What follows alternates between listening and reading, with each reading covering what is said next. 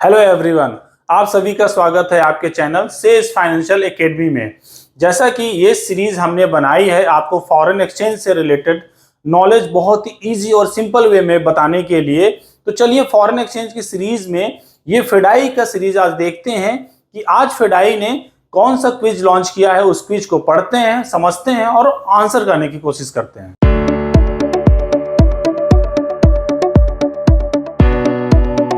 तो पढ़ते हैं क्या है आज का क्विज। आज का क्विज है, can AD bank permit outward overseas remittance under LRS by debit to current account held in name of a person entity other than the individual requesting for the remittance. तो कहने का मतलब यह है कि क्या एक बैंक, ऑथराइज्ड डीलर बैंक है, वो बाहर outside India LRS liberalise remittance scheme है, अभी मैं समझाऊंगा आपको। अंडर एलआरएस के वो उसके करंट अकाउंट को डेबिट करके क्या बाहर पैसा भेज सकता है। जो नेम होगा उस करंट अकाउंट का वो अदर देन द इंडिविजुअल है। मतलब कहने का मतलब यह है कि किसी कंपनी से क्या अकाउंट का पैसा डेबिट करके भेजा जा सकता है अगर वो उसके नाम पे नहीं है। जनरली मैं बताऊं, रिक्लेमैन में एलआरएस जो है, आरबीआई ने एक लिबरलाइज्ड रेमिटेंस स्कीम बनाया एक इजी वे में, सो दैट कोई भी इंडिविजुअल, हम और आप जैसे, वो पैसा आउटसाइड इंडिया भेज सकता है under LRS scheme. But company के लिए ये अलाउड नहीं है। कंपनी नॉर्मल बिजनेस पर्पज के लिए करती हैं, जैसे कुछ भी उनको सर्विसेज इंपोर्ट करना हो, गुड्स इंपोर्ट करना हो, तो उसके लिए पैसे भेजती हैं। तो वो जब पैसे भेजती हैं तो उसके अगेंस्ट उनको गुड्स या सर्विस इंडिया में अवेल करना पड़ेगा, लेना पड़ेगा। बट यहाँ पे जब एलआरएस में आप पैसा भेजते हो तो सिर्फ आप पैसा ही भेजते हो, उसके अगेंस्ट जरूरी नहीं आप कुछ मंगा रहे हो। तो वो एक इंडिविजुअल पैसा भेज सकता है। उसकी क्या लिमिट्स है, क्या प्रोसेस है, वो भी समझेंगे और क्वेश्चन को आंसर भी करेंगे। तो अब ऑप्शंस में देखते हैं। No remittance under LRS shall be routed through personal account of the remittance. No, remittance under LRS cannot be routed through accounts meant for business transaction. Perfect.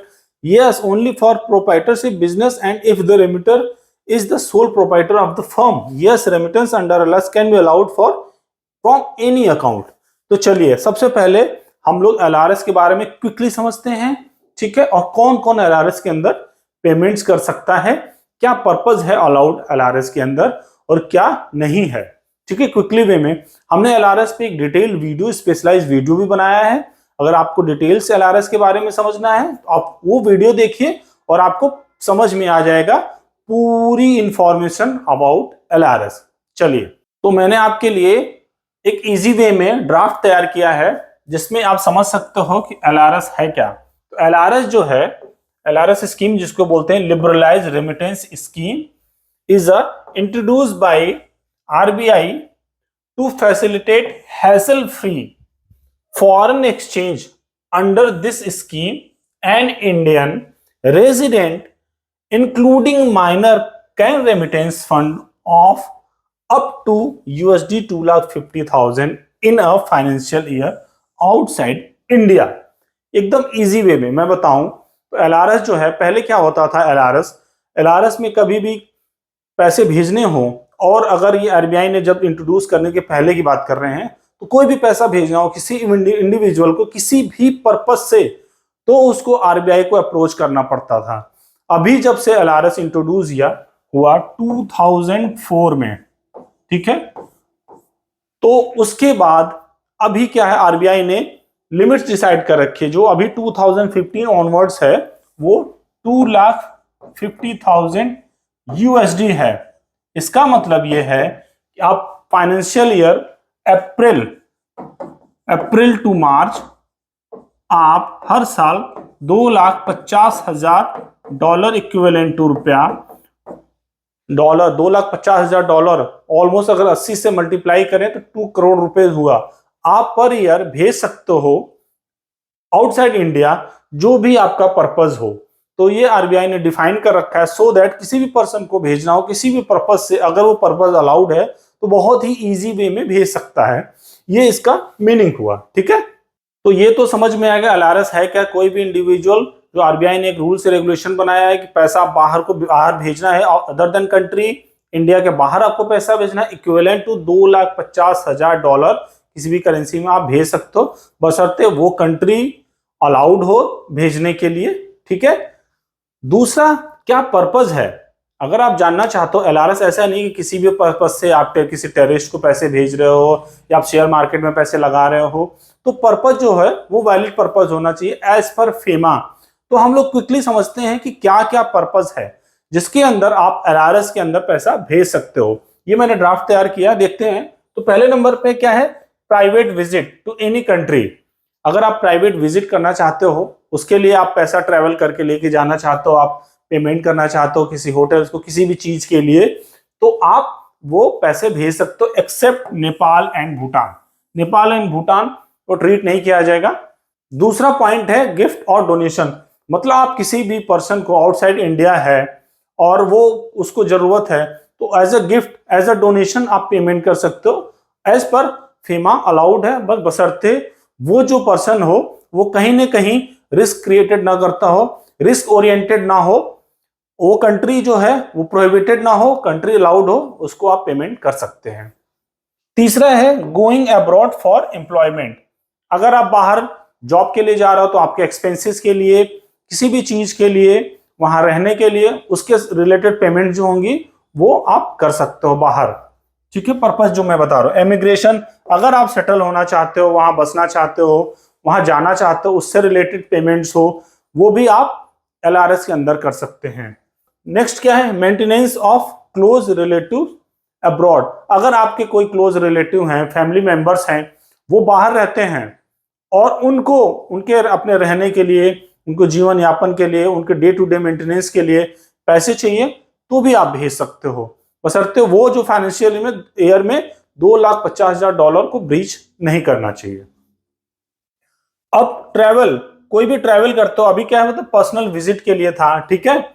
अब क्या था, travel for business, medical expenses, ठीक है, कोई checkup करवा रहे हो, treatment के लिए, तो वो भी आप कर सकते हो। मतलब आपका कोई भी मेडिकल एक्सपेंसेस के लिए आप जा रहे हो, कोई ऐसा आपको डिजीज है या किसी फैमिली मेंबर्स को है जो ट्रीटमेंट के लिए बाहर जाना ही जरूरी है, तो वो पर्सन अपने ट्रीटमेंट के लिए पैसा बाहर भेज सकता है, जो भी उसमें खर्चा आएगा।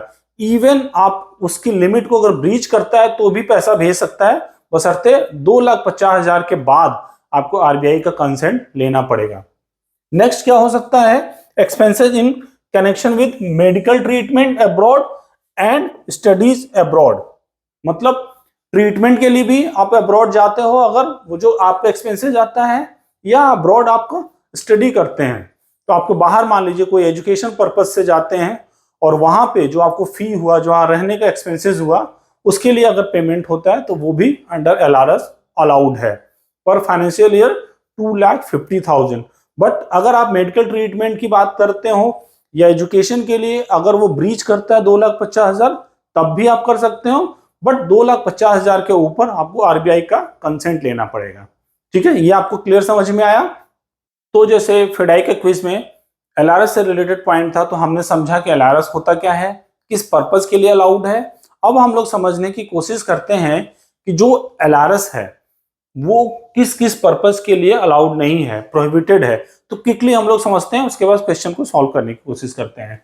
तो सबसे पहले remittance for prohibited purpose like purchase of lottery. अगर आप लॉटरी खरीदने चाहते हो बाहर दूसरे कंट्री में, तो अलाउड नहीं है। ठीक है। प्रोस्क्राइब्ड मैगजीन्स, वो मैगजीन्स जो बैन है इंडिया में, जो अलाउड नहीं है इंडिया में, वो आप नहीं कर सकते हो। और एनी रिस्ट्रिक्टेड, जो भी रिस्ट्रिक्शंस हैं under FEMA, foreign exchange management act के अंदर बहुत सारे लिस्ट होती हैं कि आप टेररिस्ट से रिलेटेड पेमेंट्स नहीं कर सकते, या कोई इंडिविजुअल पर्सन जो कहीं ना कहीं टेररिस्ट एक्टिविटी में इन्वॉल्व हो या रिस्ट्रिक्टेड हो, तो उन सबको आप पेमेंट्स नहीं कर सकते हैं।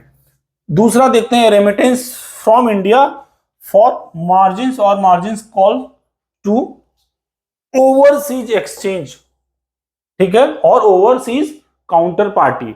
अच्छा, मार्जिन कॉल्स का मतलब समझते हैं, जैसे शेयर मार्केट में आप डायरेक्टली अब्रॉड शेयर मार्केट्स में आप इन्वेस्ट कर रहे हैं और आप शेयर खरीद बेच रहे हो, उसके लिए आपको सिक्योरिटी जो होता है उसको बोलते हैं मार्जिन। तो वो मार्जिन जो होगा वो आप यहां से डायरेक्टली आप एलआरएस के अंदर नहीं भेज सकते और उसको डिपॉजिट नहीं कर सकते।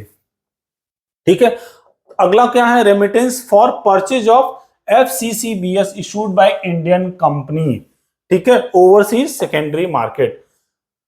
तो ये क्या होता है, फॉरेन करेंसी कन्वर्टिबल बॉन्ड्स। ठीक है, फॉरेन करेंसी कन्वर्टिबल्स बॉन्ड जो होता है इशू जो करती हैं वो इंडियन कंपनीज करती हैं फॉरेन कंट्रीज में। तो आप यहां पे इंडियन कंपनीज ने जो इशू किया है फॉरेन कन्वर्टिबल बॉन्ड्स, उसको आप खरीद नहीं सकते। ठीक है, वो अंडर एलआरएस नहीं आ सकता। उसका बाद remittance for trading in foreign exchange, मतलब आप ट्रेडिंग करना चाहते हो आप इनकम के लिए, तो आप वहां पे इन्वेस्ट करना चाहते हो, वो अंडर एलआरएस नहीं आएगा, क्लियरली लिखा हुआ है। ठीक है, अब चलते हैं कैपिटल अकाउंट रेमिटेंस डायरेक्टली और indirectly to count countries identified by the Financial Action Task Force FATF as a non-cooperative countries। मैंने बार बार बोला है कि आप किसी कंट्री में, ऐसी कंट्री में पैसा भेजना चाहते हो जो कहीं ना कहीं FATF financial action task force जो बोला जाता है, जो एक बॉडी है, इंटरनेशनल बॉडी है, जो ये देखती है कि कौन सी कंट्री रिस्क है, टेररिस्ट या रिस्क एक्टिविटी में इन्वॉल्व है, उन कंट्रीज में वो कोऑपरेट नहीं करती हैं, वो सपोर्टिव नहीं है, वो कंट्रीज कहीं ना कहीं अलग थलग हैं, उन कंट्रीज में पैसा भेजना चाहते हो तो वो अलाउड नहीं है। अलग देखते हैं पॉइंट रेमिटेंस। चलिए नेक्स्ट पॉइंट देखते हैं, रेमिटेंस डायरेक्टली और indirectly to those individual and entities identified as posing significant risk of committing acts of terrorism. वही है, कोई इंडिविजुअल कोई एंटिटी को पैसा भेज रहे हैं जो अगेन टेररिस्ट एक्टिविटी में इन्वॉल्व है, उसको पैसे आप नहीं भेज सकते अंडर एलआरएस में। ठीक है, gifting to a resident to another resident in foreign currency, मतलब आप एक रेजिडेंट है और दूसरा भी रेजिडेंट है और फॉरेन करेंसी में उसको भेजना चाह रहे हो, वो अलाउड नहीं है अगर उसका पर्पस जो है वो वापस credit of the letter foreign currency, वो वापस अगर उसको क्रेडिट लेना हो। तो कहने का मतलब ये जो पर्पस है ये अंडर एलआरएस में अलाउड नहीं है। तो आपको ये पहले समझ में आया कि एलआरएस होता क्या है। एलआरएस वो है जो एक इंडिविजुअल, जो बिजनेस पर्पस से नहीं, एक इंडिविजुअल हो जो उसके एक्सपेंसेस या किसी पर्पस के लिए वो बाहर पैसे भेज रहा हो जो उससे रिलेटेड हो, कोई बिजनेस एंटिटी नहीं भेज सकता है। ठीक है, ये क्लियर हो गया। लिमिट जो है वो $2,50,000 है पर financial year from April to March.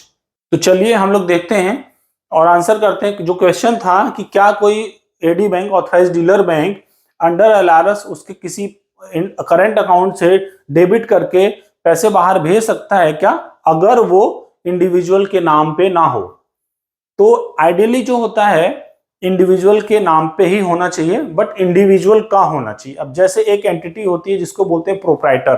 Proprietor जो होता है वो पर्सन होता है, उसका ओनर खुद ही इंडिविजुअल होता है और उसके जो भी प्रॉफिट लॉसेस होते हैं वो एज ए इंडिविजुअल पर्सन के काउंट किए जाते हैं, वो कोई एंटिटी नहीं मानी जाती, चाहे वो उसके नाम पे हो प्रोप्राइटर की कंपनी या नहीं। तो वो अगर कोई पैसा भेजता है बाहर तो वो उसकी ही एक्सपेंसेस माने जाते हैं।